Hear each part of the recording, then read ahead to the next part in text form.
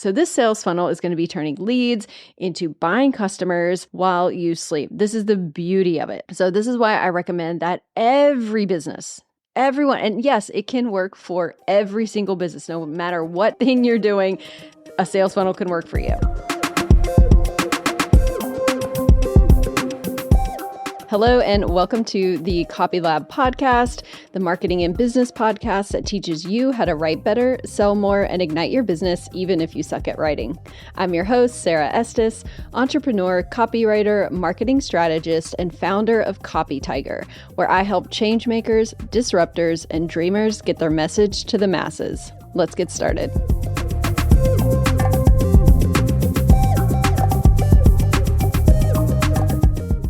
Hello, and welcome to this week's episode of Copy Lab. As always, I'm super excited to be here with you. Today's episode is interesting. We're going to be diving into sales funnels. And if you're not sure what a sales funnel is, that's totally okay. This is a perfect place to start. We're going to break it down and make it really clear. Sales funnels can be kind of a rabbit hole because, sure, they can be very complex. And there's, a lot of people who do a lot of different things related to sales funnels, and you can make them as complex as you want them to be. But if you are a business and you don't yet have your marketing in a place where you want it, or maybe you don't even really have marketing for your business, a simple sales funnel is a great place to start. But of course, you need to know what does that entail? So today we're going to talk about the very simple 5 steps of a basic sales funnel. So we're going to go through each one and what you're going to need for those steps. And after this, you'll be able to build your own sales funnel for your business. Or if you're a copywriter or marketer, you'll be able to understand the very simple steps of a sales funnel. But before we dig into that, let's talk about this week's hot goss. So the hot goss this week is that I have been digging into a new course from Kevin Rogers and Joshua Lee Henry called The World of Financial Copywriting.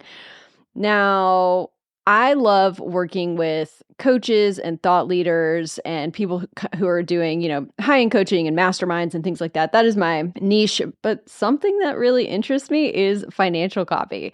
So a lot of you probably don't know this about me, but I really love the world of finance. So whether that's personal finance, stocks, crypto, all of it. I've had periods of obsession with certain parts of the market, and it's just something that's really fun for me to study. I grew up without any sort of financial education whatsoever. So in my early 30s is when I took my financial education up as a kind of a hobby. I mean, it was a priority, but really it became kind of an obsession hobby of learning how to invest, learning what all the different financial terms were. And I really sunk my heels into it and not only got my financial life in order, but just learned a lot about the different sectors and stock markets and different types of retirement accounts and all of that. And I really fell in love with it. So it's super fun for me to write about, and I'm interested in writing some financial copy. It's a little bit different of a world than some of the other parts of copywriting and marketing. So I've been having loads of fun digging into that course.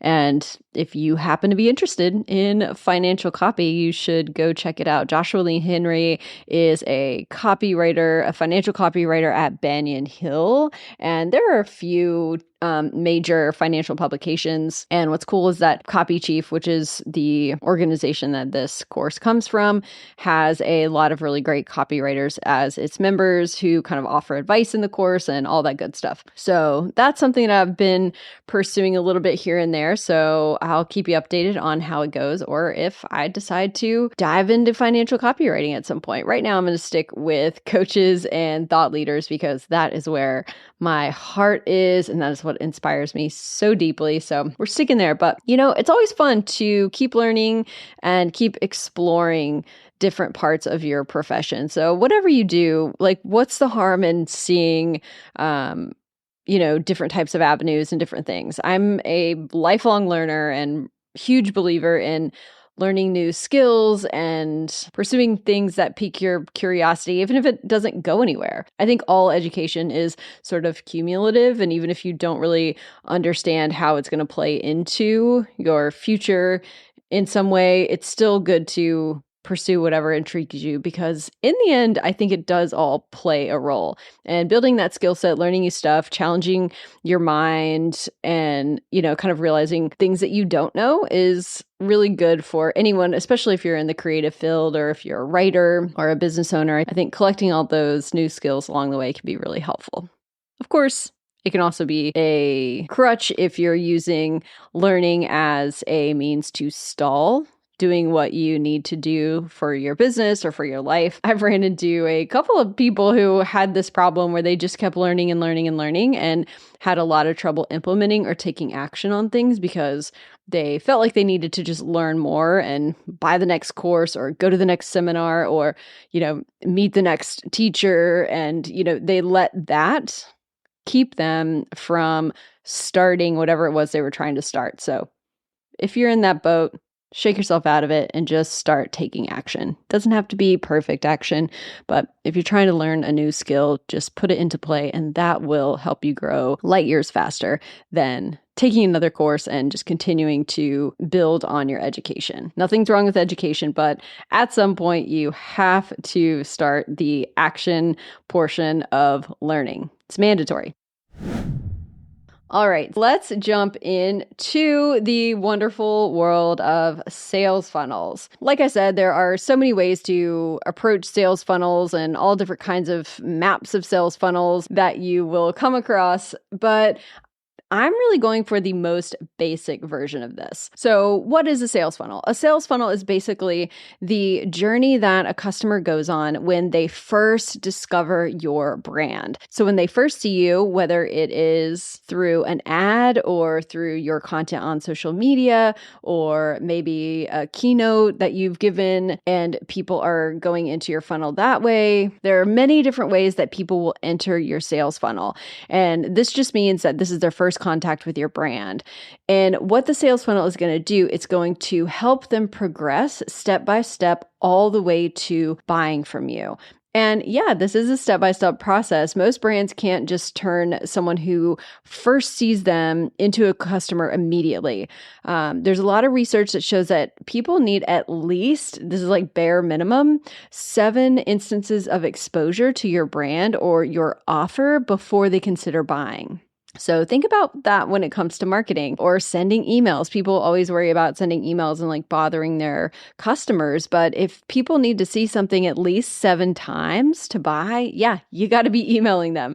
So the sales funnel is designed to fully accept that process and that fact and take your customers along a journey that is going to build trust and help them come to know you and be comfortable with you and eventually be really excited about giving you their money. So it's important that you understand the point of a sales funnel and understand that it is meant to bring customers from the very first moment of awareness all the way to the buying phase while you are doing other stuff. This is the beauty of a sales funnel, is that it is hands off. It's automated. So you aren't having to usher and escort and hold someone's hand all the way through this. It's working while you sleep. So this sales funnel is going to be turning leads into buying customers while you sleep. This is the beauty of it. So this is why I recommend that every business, everyone, and yes, it can work for every single business, no matter what thing you're doing, a sales funnel can work for you. So that's why it is very important. The parts of the sales funnel that we are going to talk about, I'm going to run through them real quick and then we'll break them down afterwards. So the first step is going to be a great brand hook. The second step is a website. The third step is a lead magnet. The fourth step is a nurture email sequence. And the fifth step is a sales email sequence. So those are the 5 parts of a sales funnel. And let's break down each one of these so you can learn how to implement this into your business. So the first step of a great sales funnel is for you to have a brand hook.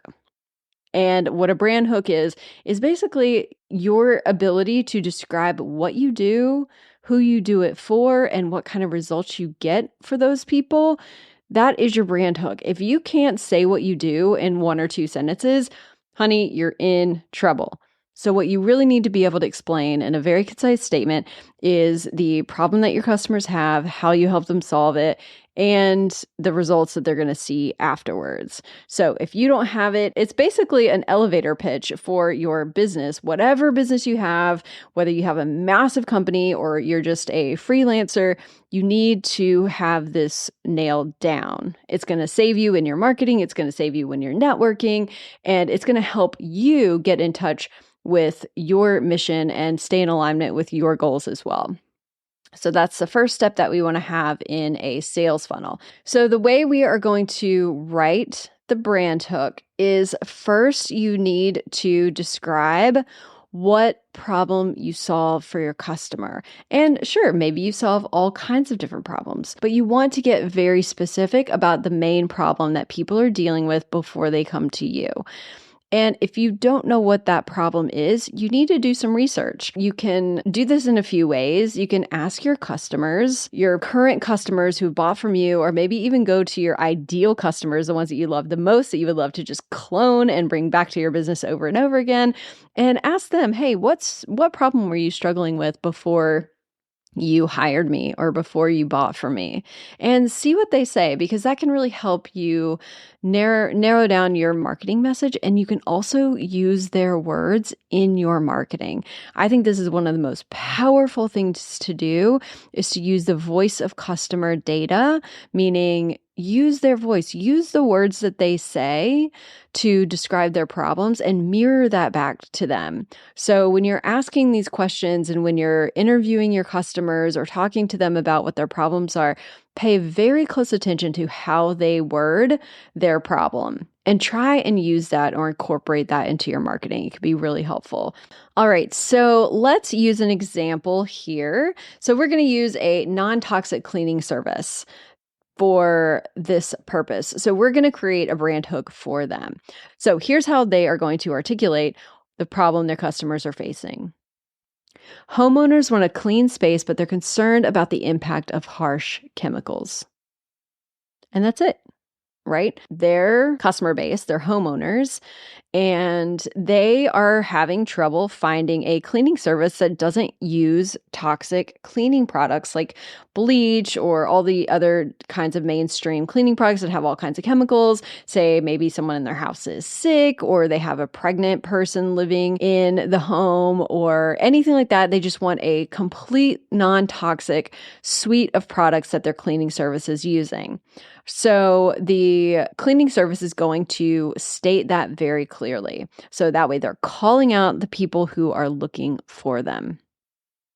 Now, the second part of the brand hook is you want to talk about how you solve that problem. So you're going to state the problem and then immediately say how you solve it. And again, you want this to be clear and simple. You may do all kinds of things to solve their problem, but we don't want to go into every little detail. This is really just about creating something that's simple and easy to understand. So for our non-toxic cleaning service, let's call them Green Clean. Here's what they're going to say the solution is. So Green Clean offers non-toxic cleaning products that leave your home spotless and safe. All right, so now we've got the problem and we've got the solution. So the problem, homeowners want a clean space but are concerned about the impact of harsh chemicals. Green Clean offers non-toxic cleaning products that leave your home spotless and safe. So even just that is pretty good, to be quite honest. But the way that we really make this sink in is the third element. And the third element is going to be the results, the transformation, that big shift that customers see after they buy your product or use your service or interact with you. So in the case of Green Clean, our example, what they're going to emphasize is that homeowners get peace of mind. They know that this cleaning service is going to be using super safe, non-toxic products, and it's going to allow them to calm down. So it's that peace of mind, and they're going to end up with a healthier living environment overall. So that is what we're going to use as the results. And that's what people are really looking for. And so when you're thinking about the transformation or those results that your clients are seeing, ask yourself, what are they truly looking for in that? So, for example, maybe you have a financial services company and you end up helping people make money. Ask yourself, what is the real thing that they get once they have that money? Is it more security? Is it freedom? What are they really looking for? And that's what you want to use in your result or as your transformation. So go kind of one step beyond and think about what they're truly wanting and truly achieving using your product. All right, so let's put it all together. For Green Clean, here is their brand hook. Homeowners want a clean space, but they're concerned about the impact of harsh chemicals. Green Clean offers non-toxic cleaning products that leave your home spotless and safe, giving you peace of mind and a healthier living environment. There we go. So that's all it needs to be. But here's the thing, if you don't have a brand hook, if you can't easily say what you do, the problem you solve, how you solve it, the results people get, if you can't say that in 1 or 2 sentences, then you're kind of in trouble when it comes to marketing. So, and remember, it doesn't have to be anything long. Again, we want to keep this at 1 or 2 sentences. This doesn't need to be some long paragraph describing all this stuff. But this is the cornerstone of your marketing and messaging. So that's why I start the sales funnel at this point, because if you can't narrow this down, then you're not going to be able to be coherent and cohesive and have a really solid messaging throughout your website, throughout your email sequence, and all of that. So let's start with this, nail down your brand hook, and then we can move on to step 2 of the funnel. So step 2 is a website that actually drives sales. So your website needs to be set up to bring people through your funnel. So whenever they find you and they land on your website, we are going to direct them and we're going to tell them exactly what they need to do through very clear calls to action and very clear messaging.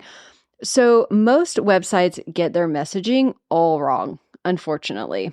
Most business websites anyway. And one of the main things that they're doing wrong is they're talking all about themselves. And this can be really dangerous because when your customers land on your website, all they want to know is what you can do for them.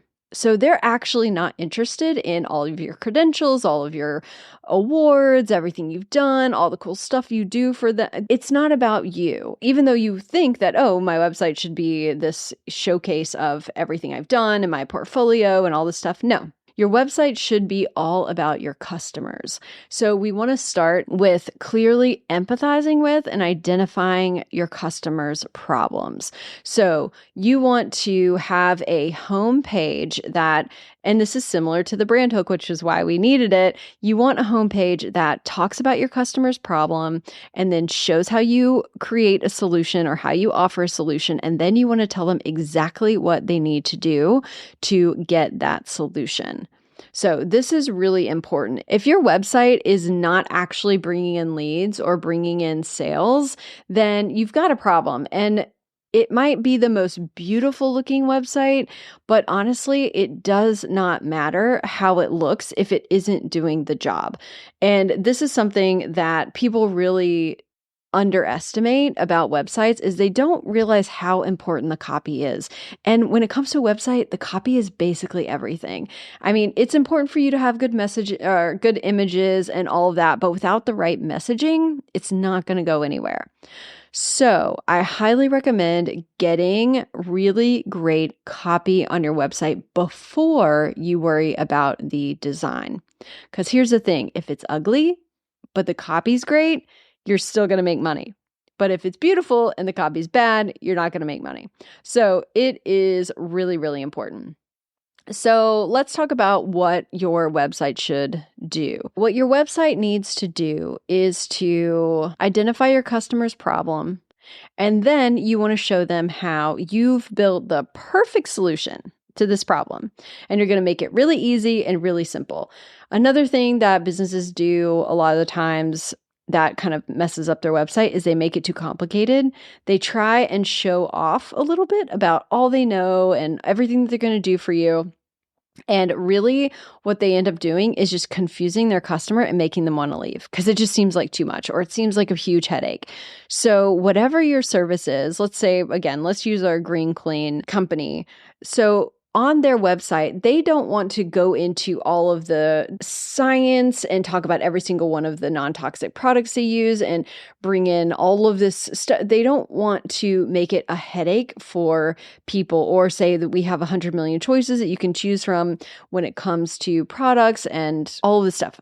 They want to make it very simple and very easy for people to understand what they do. So maybe they break it down into just like a very simple 3-step plan where they say, you sign up for our service, we clean your home with high quality, non-toxic products. And number 3, you get to enjoy a healthy, toxin-free home. So we're not making it complicated. The other thing you want on your website is very clear CTAs. So the CTA is the button that is telling people what to do next. So maybe it's buy now, maybe it's order now, maybe it's apply here, whatever the call to action is that is going to take someone to that next step of buying your product or service.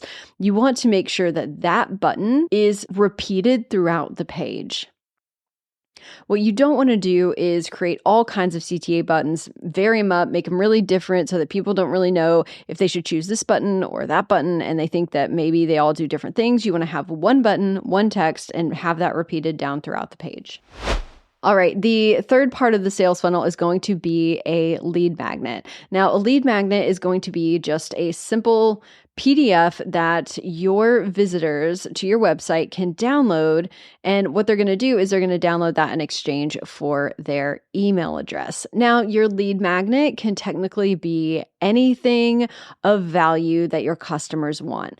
Most people start with a PDF because it's super cheap to produce. And it's usually digestible enough that people can get a quick win from that information.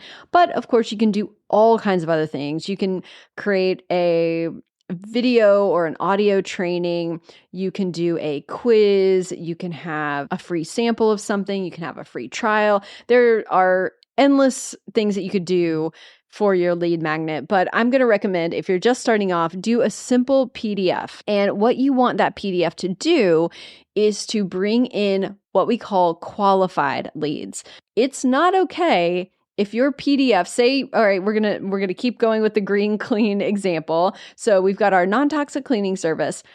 If they have, say, I don't know, maybe the owner also loves to cook and she's a baker. So she has this Green Clean product service, but she also really loves recipes and healthy cooking. If she has a lead magnet, maybe she wants to do like 10 healthy recipes. Here's the thing. If she wants to create that and give that for free on her website, and believe me, I have seen businesses that have very random lead magnets. And here's why that's a problem. Even if you're thinking like, oh, my customers are health conscious. So if they like healthy cleaning products, they're probably going to like healthy foods. So of course these go together and they complement each other. No, they don't.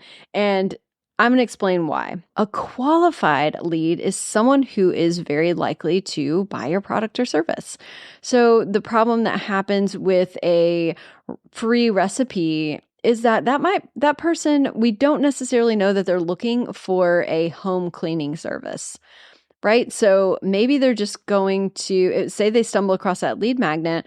When they download it, they might just really be looking for cooking suggestions or, meal planning suggestions for their home, which is great. But that doesn't mean that they're looking to buy home cleaning services. What you want to do is you want to have your lead magnet be a question or a problem that only someone who wants to buy your services would be interested in. So for Green Clean, we would want to have a lead magnet that only people who are looking for a cleaning service for their home or are interested in non-toxic cleaning products, we want to create something that will be very interesting and of value to them. And not only does the lead magnet need to provide value for your potential customers, but it also needs to set you up as the authority in your space. So we want it to showcase that you know what you're talking about. Right? That you are an authority here, that you are an expert. You're the go-to expert in this particular niche or subject matter. So for example, with Green Clean, a great lead magnet for them might be the top 10 non-toxic products you can use to clean your home. So what this is going to do is it's going to show that Green Clean knows their products. Here's what they're using or what they recommend. And if the person who downloads that lead magnet likes what they see, if they're like, yes, these products are great, this company knows exactly what to do, these are the products that I would use, or these are some of the products that I use, and maybe you throw in a couple new ones or different ones that they didn't know about. If all of that aligns, they're going to be even more comfortable with buying from you. So that's what you want to do with your lead magnet. You want to make it strategic. You want to make sure that your buyers are going to be interested in that lead magnet. Now, the fourth step of your funnel is going to be a nurture email sequence. You've put your lead magnet on your website and people can download it. So they're giving you their email address in exchange for that free, very valuable PDF or whatever you have. And so now you have their email address. So the question is, what do you do with that email address? Most people, as we mentioned before, when they first come in contact with your brand, they aren't ready to buy, most likely. Some of them will be, and if they are, that's great. Let them do it. But what we want to have in place is a nurture sequence for the people who aren't ready to buy yet. And don't take offense to that. If they aren't ready to buy, that's completely normal. And that's actually psychologically pretty sane and good. People need to get to know you a little bit. They need to know what you're about. Now, more than ever, people are more skeptical of brands and they are doing more value-based purchases. So they want to know that a brand is aligned with them, that a brand has a cool personality, they're doing good things in the world, they have great customer service, and that they're really building long-term relationships. People want that. So what you're going to do is once you get that email address from them, you want to be able to send them nurture emails. And what nurture emails are essentially is just a really quick little hello in an inbox. These are going to be complete value add emails, meaning you're going to give them tips, or if you're a food blog, maybe you're giving them recipes, or if you're a creator, you're sending them the latest content you've created. Maybe if you're creating a podcast or a YouTube channel, you're emailing them the videos that you just put out. It's just total value for them. So you're not asking for any sale. All you're doing is communicating with them on a regular basis, and you're keeping yourself top of mind. And yes, this is important. Even if, this is an interesting thought that people sometimes have a hard time wrapping their heads around. Even if that person deletes every single email you send them, for say you've got, 12 nurture emails and they don't read any of them, they're still seeing your name pop up in their email inbox. They're probably reading the subject line, but even just keeping your name at the top of their mind, when they are ready to buy, you'll be first of mind. So they may not be interested in your cleaning service right now. They're just not there. They were for a minute, but they're just not anymore. But the next time that comes around and they're like, oh man, okay, now it's time. Now I really do want a cleaning service. If you have been emailing them and keeping in touch, saying hi, that is going to help them be able to trust you, and they're going to come to you first. So that's why we want to make sure that we have these email nurture sequences in place. It's going to help your customers get to know you, come to like you, and ultimately trust you. So for example, the Green Clean service might send a toxin-free tip of the day to their email list. And what that's going to be is it's just going to be a quick little tip of maybe something that an ingredient or a particular item in their home that may be toxic, and they're going to suggest a replacement for that. So some kind of non-toxic replacement. Maybe it's going to be about a candle that has a particular toxic fragrance in it. Some candles have not great chemicals in them that burn, and they might suggest a replacement candle that is completely non-toxic. So something like that. And what that is going to do is it's going to hopefully interest their customers. So their customers are going to open up those emails and read them every day, every week, however long you are, whatever frequency you are communicating with them. And they are going to start to trust you as a company. All right, the fifth and final step of your sales funnel is going to be a sales sequence. So while we've nurtured the customers, we've given them tons of value through that lead magnet, which was an incredibly helpful PDF. And then we gave them all the nurture emails with additional tips, tricks, and little things that help them out. Now we're going to ask for the sale. And this is something that you cannot shy away from. Okay, we are businesses and we are here to make money. Otherwise, we don't survive. And most people are going to expect an offer. So you want to make sure that you've got a sales sequence in place that gives people the chance to buy from you. And this is something that I think it's really important to have the correct mindset about. I was talking with a friend of mine and we were discussing this and I thought it was really interesting, but you are essentially doing a disservice to your customer or to your audience if you have a product, if you know that you have a product or service that you know will solve their problem and you're not doing everything in your power to get that into their hands, right? And actually there's a really beautiful podcast episode that Ed Milet tells this story, and it's just absolutely heartbreaking, but it is about when he sold life insurance and he was talking to a couple, this man and woman, and they didn't really want to buy. And he was like, okay, fine. He just didn't really try that hard. They said no. And he just didn't make much of an attempt to convince them to get the life insurance policy. And the next day or something, I might butcher this story, but this is the gist of it.